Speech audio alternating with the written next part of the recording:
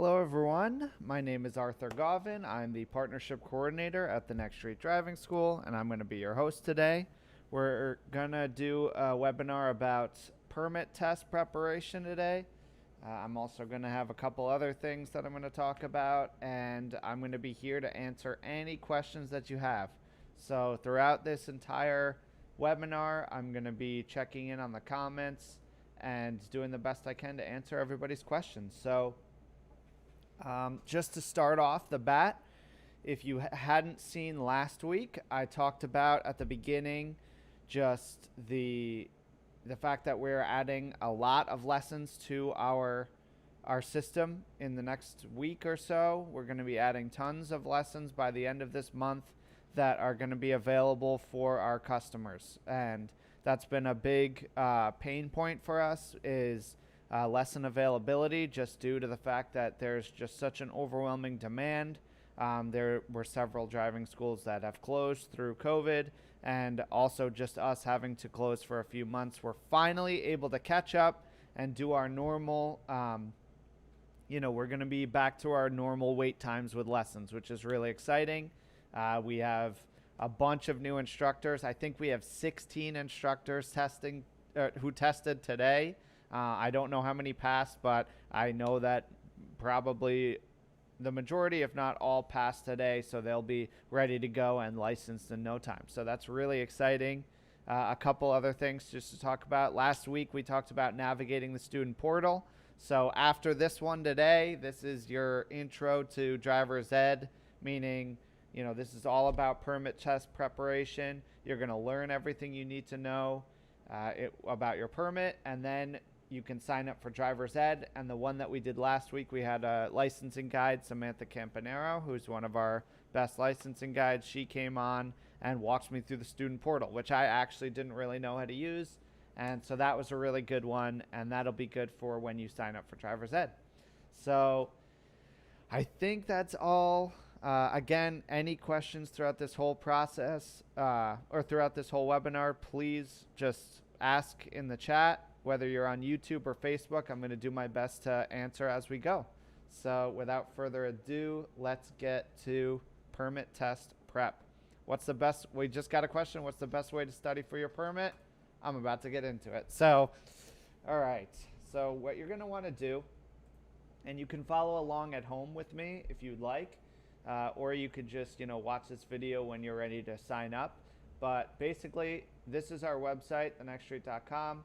What is an easy way to get to where we want to go is thenextstreet.com/permit, and then it's going to bring you to this page. So it says adult learner's permit, but that's just it's just a permit for anybody, and it has some information about specifically adults who have learner's permit. But then it gets down into the more universal stuff. So before we get into how to study for your permit test, we're going to get to the basics of how to sign up for your permit test. So the only thing that we can't do as a driving school in Connecticut is sign you up, or is actually have you take the permit test at one of our locations and through us. That's the only thing that you have to do through DMV. Obviously, all the driver's ed and then even the license testing you can do at our locations and through us, but the permit test you have to schedule through the DMV. So if you go to our website and click this first link, scheduling your learner's permit test, it's going to bring you to the DMV website, which is going to look like this. It always takes a little bit of time to get in there, but this is just the way of the DMV site. So as we wait for this to load, the basic idea is that when you get onto the DMV website, it's going to bring you to an area. Here, let's see if I can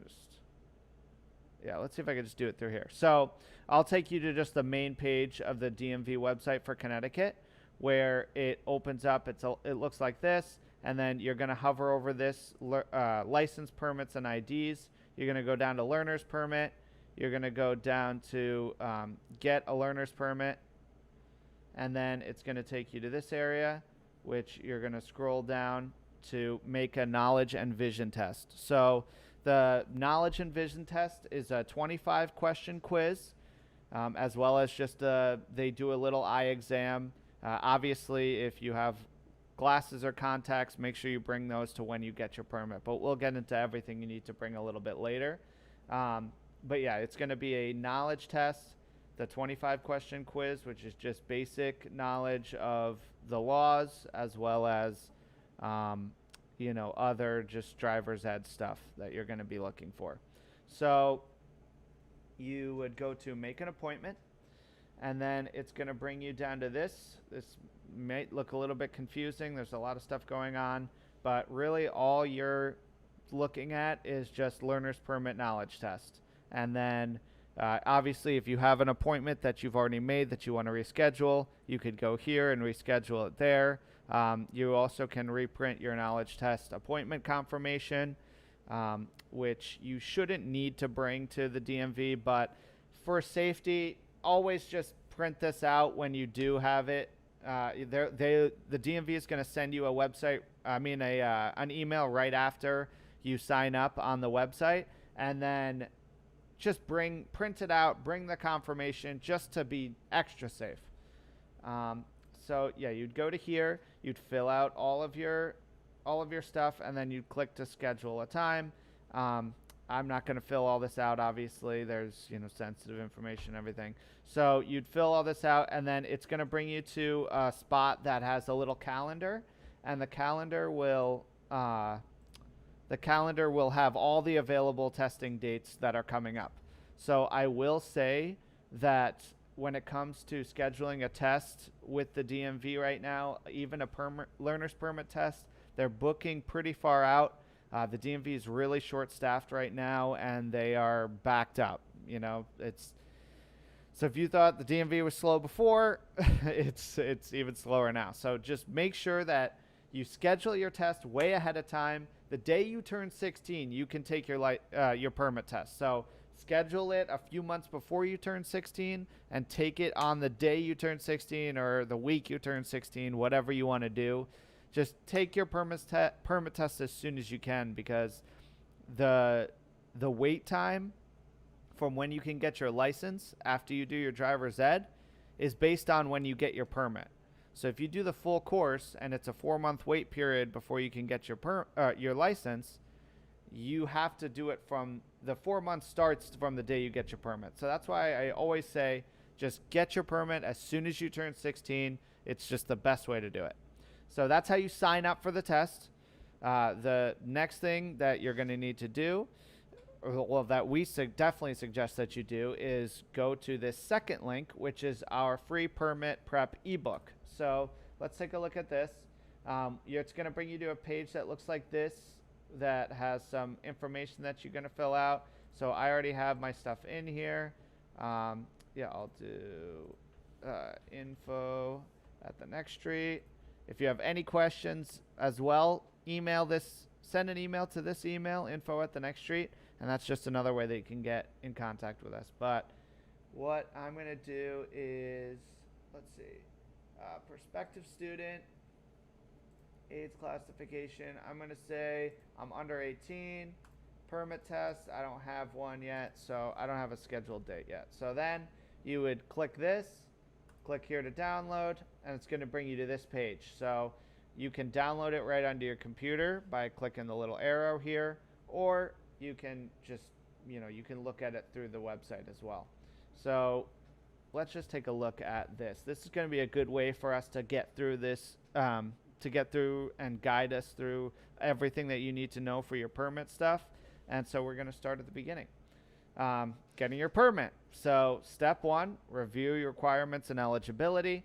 Basically, you need to be 16 years old in order to get your permit in the state of Connecticut. So that's really the big requirement.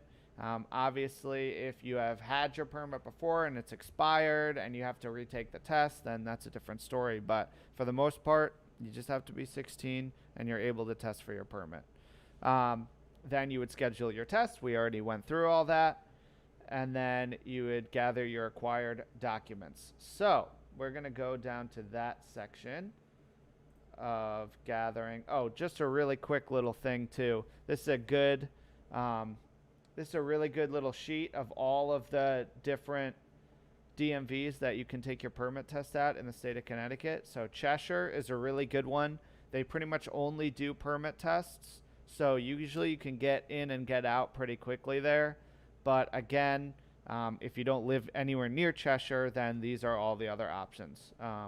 So yeah, Norwalk, Bridgeport, Wethersfield, etc. So these are the required identification documents. So what I like to do, so we have this, and it's a really good list, and it talks about all the things that you need.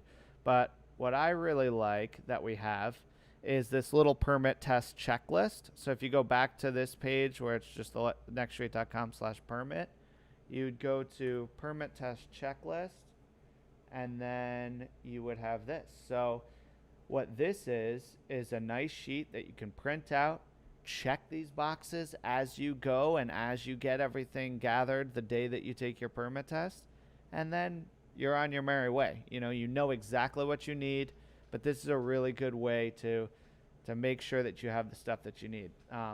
2 forms of identification. So a U.S. passport or birth certificate. Must be original. It can't be laminated. It can't be a picture of it. You actually have to bring your physical thing. So hopefully your parents saved that, and they have it in a safe spot. And then, sorry, yeah, I just got a question. Can I use my work ID and passport? Yeah. So your work ID is fine. I don't even think you would need your work ID for this. And then, like, all you would really need is your passport, your social security card, which is another one that you definitely will need, and then 2 pieces of mail to prove your address. So whatever address that that the mail gets sent to is the address that they're going to put onto your permit. So if you maybe live in 2 different houses, back and forth, then make sure it's at the address that you want it to be at. So whoever sends you the mail, whether it's your work, it's a pay stub, or if it's, a letter from your aunt, it doesn't really matter. It's just 2 pieces of mail that actually went through the system, have been stamped, have properly been postmarked within the last 90 days.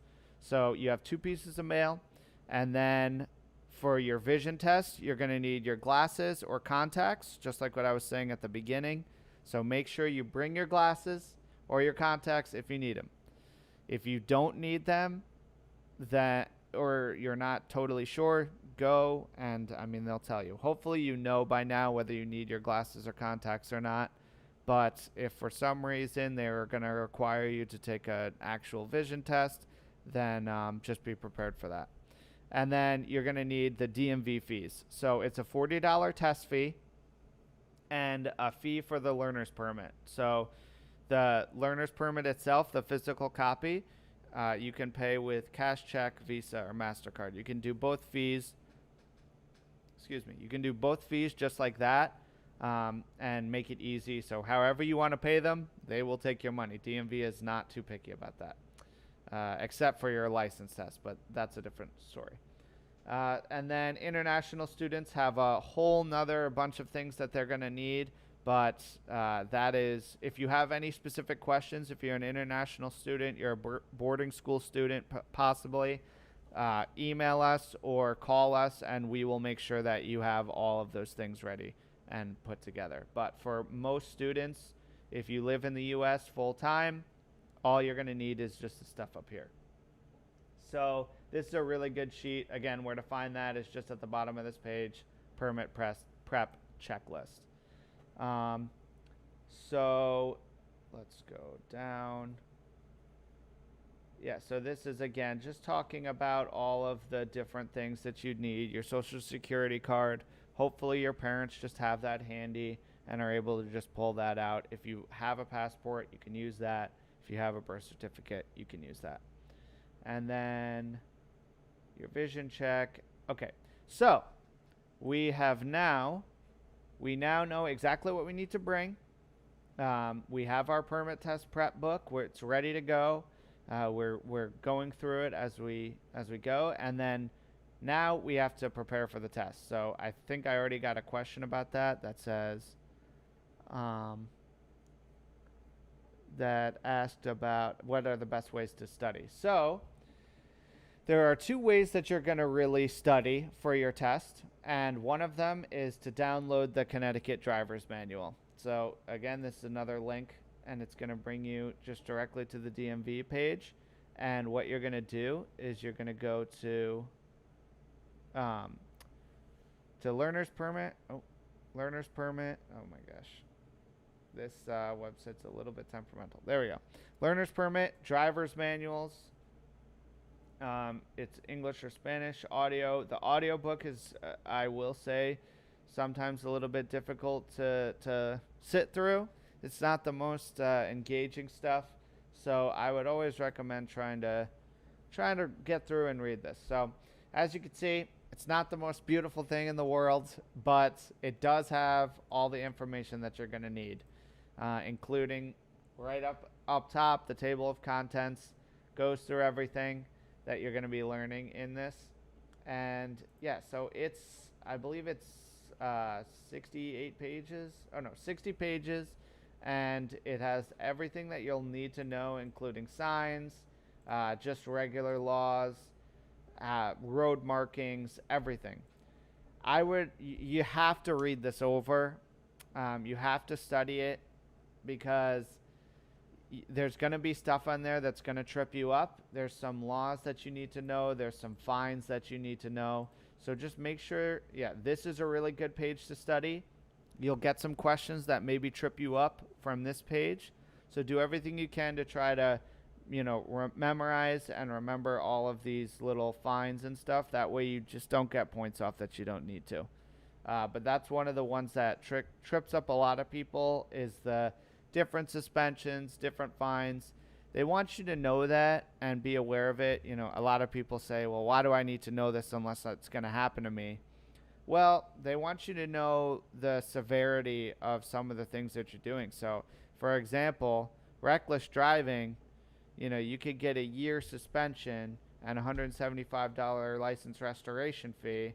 And it could even, depending on how bad it is, you get fines and everything else. So they really want you to know the severity. That's why they test you on these things. So just be prepared for that.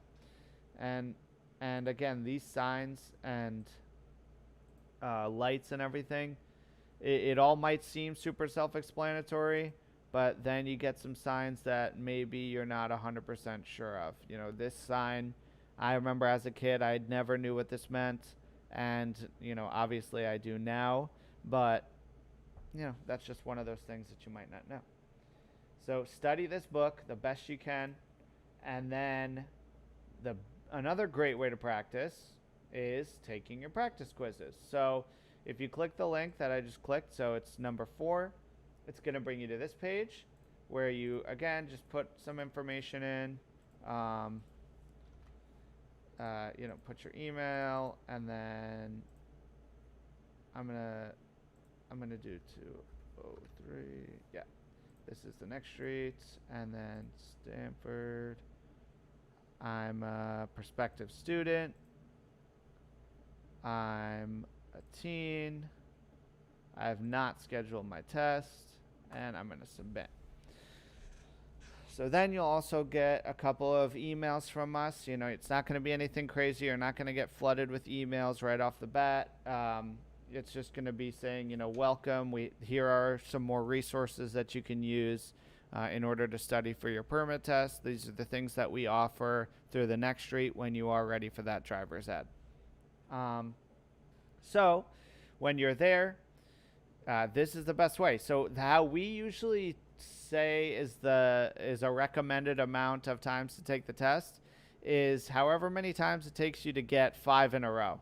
So if you pass 5 times in a row, you're probably in pretty good shape, and you're not going to have to worry too much about passing on your test day. You're pretty well prepared, and you have nothing to worry about if you can pass 5 times in a row. So I was going to take the test today, but I think last time that dragged a little bit. So what I would say is when you go on here, take the test, figure out which ones you got wrong. If you have questions about it, then go back into the hold on, let me pull that up again. Go back into the driver's manual and then figure out why you got it wrong on the practice test. So that way, hold on, sorry. I gotta just do this again.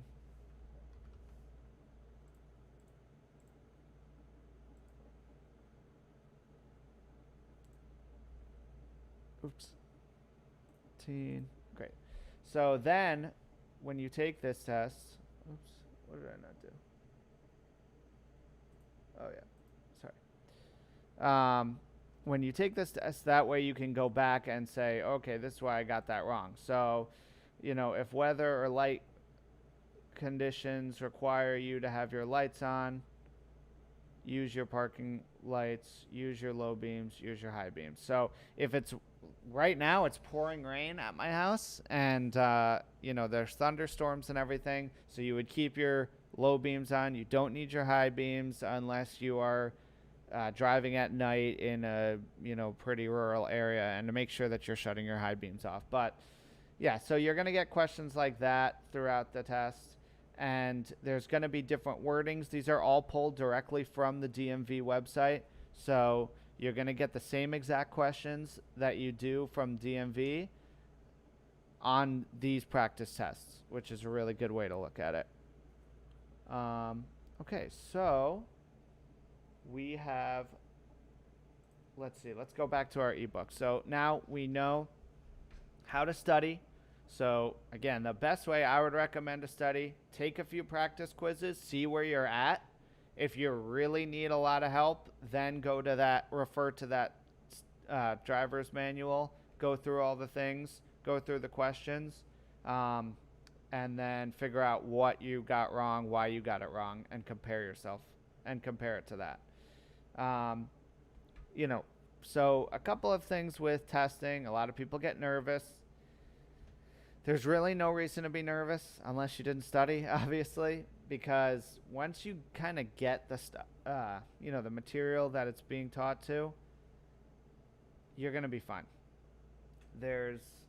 It's mostly basic driving laws and maneuvers and stuff like that. So they really just want to make sure that you have an understanding of how the driving laws work and what you're getting into when you take driver's ed. It's also a good precursor to taking driver's ed. Now you can sign up for driver's ed before you take your test, before you take your permit test, and start doing classes before you take your permit test. But it's again, we always say take your permit test first. That way you're ready for driver's ed. And then so again, this just kind of goes through what some of the questions are going to look like and, what you're going to see on the test. And then, all right, so you have done everything. You've passed your test. And now, what do you do next? So you've passed your permit test, and now you need to sign up for driver's ed. Well, we happen to be a driving school, so you can sign up through us. I had one of our best licensing guides on last week to talk about navigating the student portal, as well as signing up for classes online. But basically, you would go to enroll, you would enroll online, and then you would, go through the steps of saying where you live, and then it'll give you all sorts of possible classes that you could take within your area. But again, if you missed last week, I recommend checking that out. It's really good. Even if you are a current student, it's a good way to get some knowledge on how to navigate the student portal, how to reschedule lessons, how to add tests. It goes through everything, even how to operate your Zoom when you're in the classes. So I'm going to check out some of the questions now because I had, because I was a little bit. Okay. So you schedule the DMV test once you're 16. So you can schedule it before you turn 16. We always say to schedule it before you turn 16, or have your parents schedule it before you turn 16, maybe when you're 15 and a half. Do it way early. That way you're ready by the time you turn 16 to take it. And then, oh, you can't yeah, in Massachusetts, that's true. In Massachusetts, you can't schedule your test in advance, but in Connecticut, you can. So let's see. Let's get some questions from YouTube. So any questions that anyone has about the permit test process in general, or anything that has to do with driver's ed, you know what, we can, while I'm waiting for your questions, why don't we take a practice test together? Let me just put my stuff in again. Now, you won't have to do this every time. It's just because I am doing this over and over again. It's because I'm leaving the page and don't have a student account or anything. Prospective students. No. Okay, so why don't we take a test, and I'm going to ask everyone to answer these questions as we go. So as soon as I get a couple of people who have the answer to this, I'm going to just take whatever, and we're going to go through it, and I'll explain everything to you as we go. So in bad weather, you should make your car easier for others to see by, hey, this is actually just what we were kind of talking about. That's just a weird coincidence that it had a very similar question to what we had before. Again, it's thunderstorming today. When you are in the rain, what should you do? Should you have your emergency flashers on? Should you have your high beams on? Just your headlights or your parking lights? I'm going to tell you right now, all you need is the headlights. So with the flashers, a lot of people do put their hazards on when it gets really bad weather out and they're going super slow. Now, that's okay, but that's only for really when it's an emergency and you feel like you're, you might not be in control of your vehicle, or you're making a maneuver that is not as safe as it could be. So don't just put on your hazards if it starts raining. I see people in Connecticut do that all the time, but that's really only for emergency situations, or when you feel like your car is, in a bad way or something like that.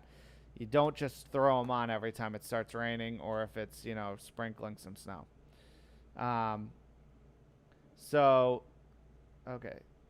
Oh, I can't see this now. I don't know if everyone else can see the screen,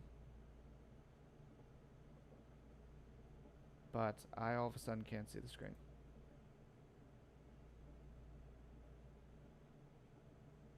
Okay, I'm going to reload. I don't know if everyone else can see this, but I can't see this. Did I get it? Did I click the... Oh, I clicked something and it changed it. Okay, so I don't know what we probably got that question wrong, but that's okay. I can see now. I don't really know what that was. Okay, so while being passed in a no passing zone, you should maintain your speed and position, pull off the road, slow down, and let them safely return to the driving lane. So when someone is passing you when they should not be, what you really want to do is just let them go ahead of you. Even though it's not the right thing to do to pass you when it's not safe, you just want to make sure that they can pass by you and that it is safe. Sometimes pulling off the road is not an option. In some areas, it's just not an option for you to be able to pull off the road safely. For example, if you're on the Taconic or, the Merritt, it's not always just an easy option to pull off the road. and I mean, generally that you can pass on those things, but there are plenty of roads that it's really not safe. So just slow down, let them go ahead of you, and just let them go. You know. If you drive too fast on a wet road, there is danger that your vehicle may pull to the right. Other vehicles may not be able to see you. Your own spray will obscure your vision. Your vehicle may hydroplane. So generally, your spray won't obscure your vision. Granted, there are other cars that ahead of you, generally big trucks on the highway, that will be obscuring your vision from time to time. Your vehicle usually doesn't start pulling to any direction, and other vehicles, it is possible that other vehicles may not be able to see you, but really what they're looking for is your vehicle may hydroplane. Now you're going to get questions like this too, that it might have some answers that are somewhat like almost acceptable, but they're looking for the best answer. So if you drive too fast on a wet road, you might hydroplane. So the license restoration fee for a suspended license is how much? So let's take a look. So if we're not positive on this, let's go back to this this little chart here. Where is it? Here we go. So license restoration fee, it's for everything, it's $175. Of course, that's one number that always stays the same. It's the amount of time for suspension that will change depending on what the problem is. But $175 is always the amount that a suspension restoration fee is. Speed limit signs represent the maximum speed for all driving conditions, may be disregarded if the traffic flow is faster. Represent the maximum speed for ideal conditions. Represent the suggested speed for the road highway. So represent the maximum speed for ideal conditions. Jeff, who's our license testing manager, he was on a few weeks ago, and he said those exact words, that's exactly what it is. It's the maximum speed in ideal conditions. So that's what we're going to be saying. The penalty for 16 and 17-year-old drivers convicted of violating the electric device cell phone law will result in. So again, if we're not totally sure, this is one of those things that after you take your test, you're probably not going to remember all the time. But, we can always go back and look at this before our test to try to memorize these things. So it's a 30-day suspension with the fine. Also, it gave you two other options that don't really apply, and that $175 fine is the license restoration fee all the time. A parking sign displaying a wheelchair means parking for SUVs only, parking for elderly and child on board, no parking at any time, parking for disabled and handicapped. Everybody knows what the handicap spots look like. Don't park in them unless you have to, unless you have a handicap sticker and you actually need to. You should stop for a school bus in school zones on school days, even when the red lights are not flashing, when the red lights are flashing. You should just you should stop for a school bus when the red lights are flashing. So obviously, if the stop sign starts to go back in, everyone has ridden a school bus before. The stop sign kicks out and the red lights are flashing. When it comes back in, they stop flashing for a second. Don't just fly past it. But, obviously never go around a school bus ever unless they pull over and let you go around them. But when you're coming from the other direction, you can do it you can pass even when the red lights are not flashing. So, or when the red lights are not flashing. So, the only time you should stop for a school bus is when the red lights are flashing and the stop sign is up. To enter highway traffic, you need at least a 2-second gap, a 4-second gap, a 3-second gap. So this is one. This one. You know what? What is the answer to this? I want to say it's a 3-second gap. But this is one I'm not actually 100% sure of. So, yep. See, you even when you take your, even when you have your instructor license, there's certain things that you have to refresh yourself on sometimes. So, that just means that there's plenty of stuff that you can study, even if you feel 100% confident. I guarantee there's stuff that you're not 100% sure of. So, when you are approaching a school bus which has stopped on the other side of a divided highway, you should. So, if it stopped on the other side of a divided highway, so this is another one of those tricky things that, they try to trip you up with. If it's a regular road, you obviously have to stop. If it's a divided highway, then you watch for children and be ready to stop. That is what it is. You don't have to just stop. Most of the time, school bus is not going to stop at a place where there's a divided highway. They're not going to just stop and have the student cross across a divided highway. That's generally a pretty dangerous move.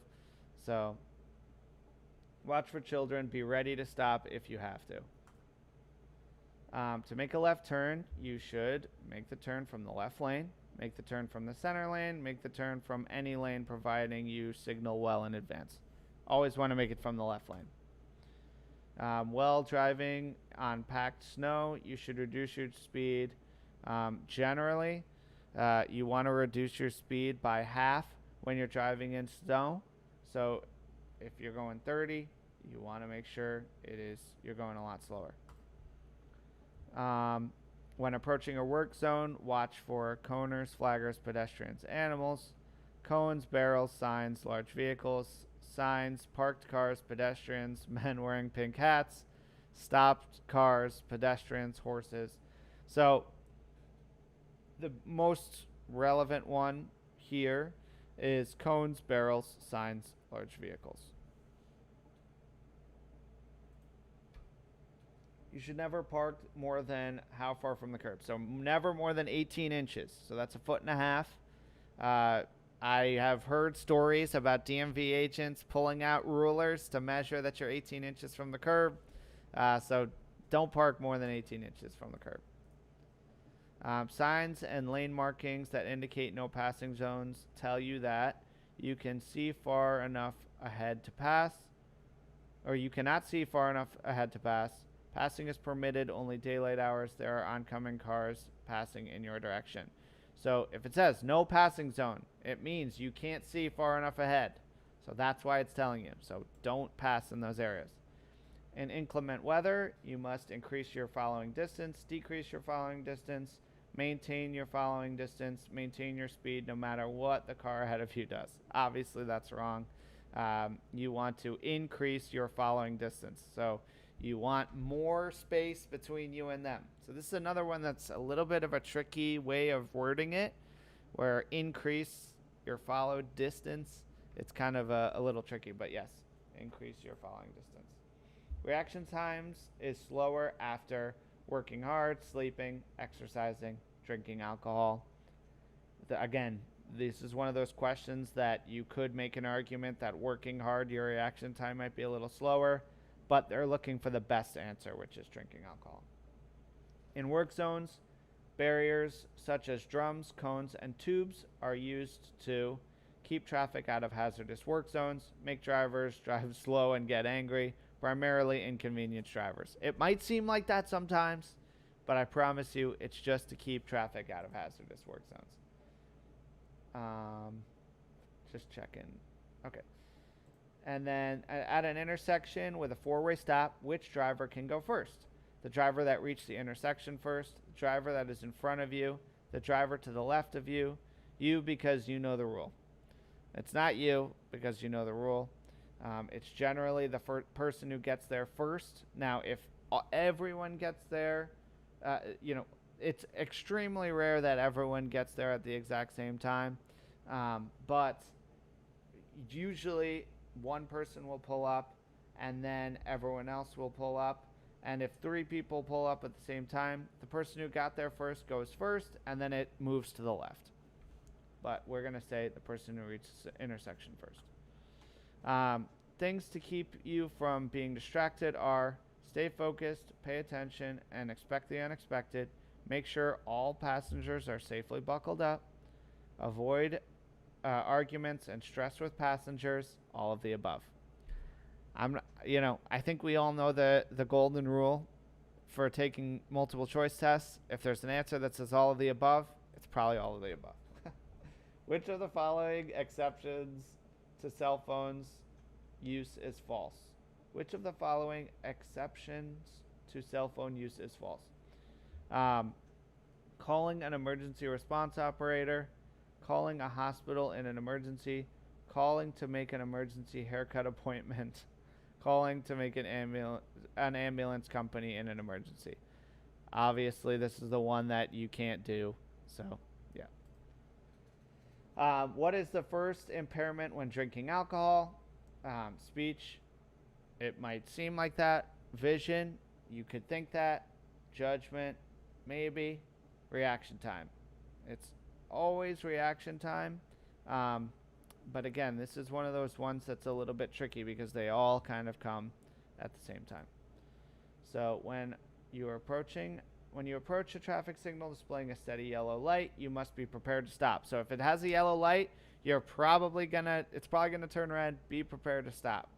And then go through the intersection before the light turns red. No. Slow down and proceed with caution. No. Stop if it is safe to do so. So this is another one that is a little bit more difficult. So stop if it's safe to do so. I would always say that because when you see the yellow light, you know it's going to turn green on your license test. If you can stop safely, they want you to stop safely on your license test. They don't want you to try to push through if you can. But if you are in the kind of going through the intersection and you're already under the light as it turns yellow, you can't stop. You got to move on. So stop if it's safe to do so. Which of the following ways helping to prevent fatigue is false? Driving at night is the best way to prevent fatigue because there's no sun glare. The best way to prevent fatigue is sleep, take a nap, find a safe place to park in areas.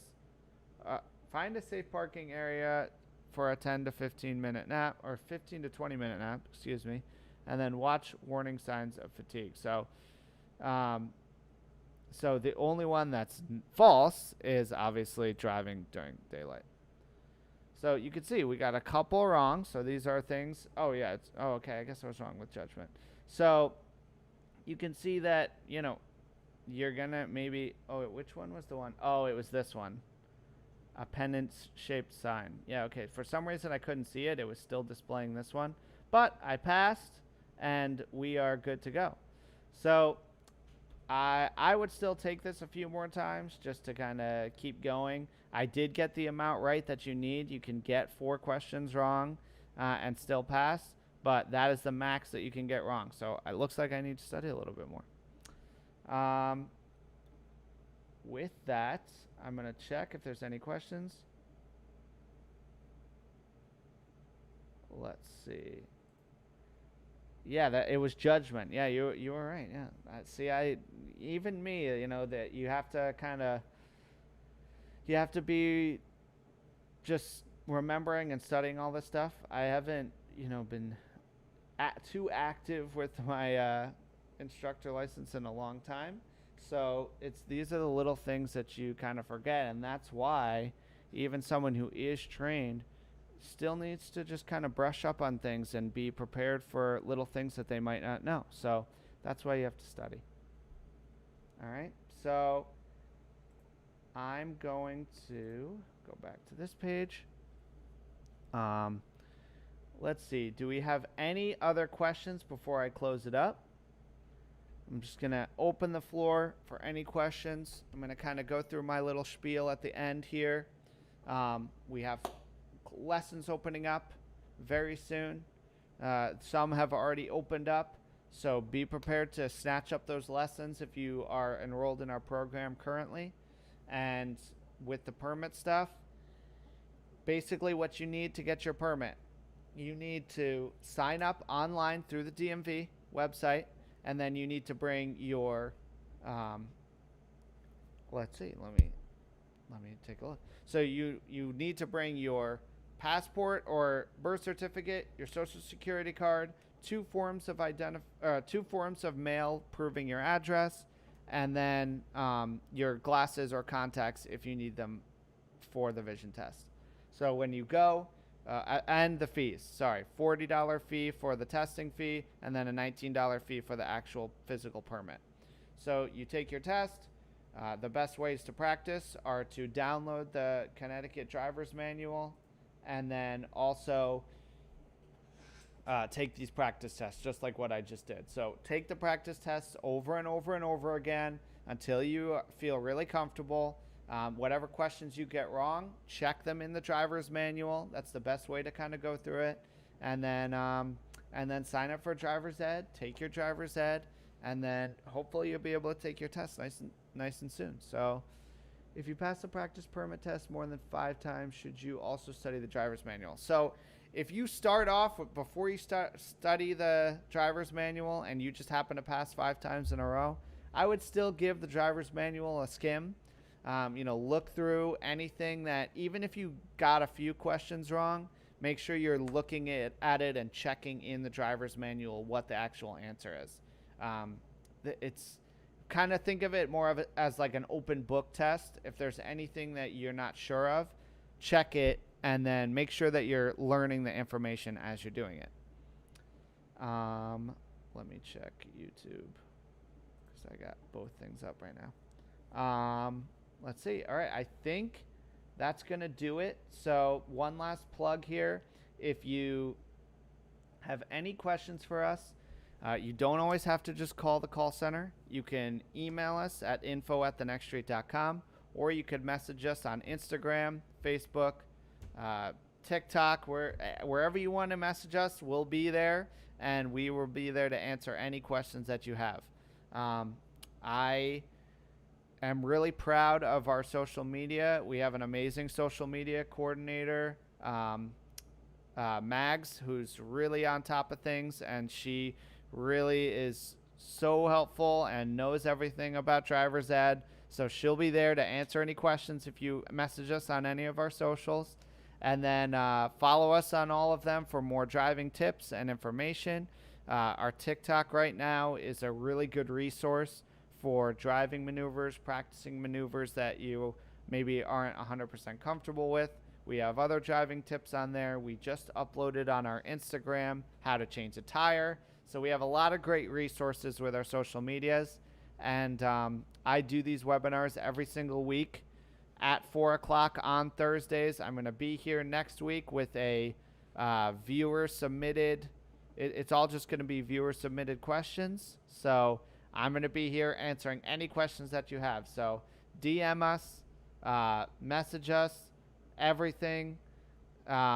We will be here to answer all your questions next week. So I look forward to that. Thanks everyone for watching. I will see you all next week.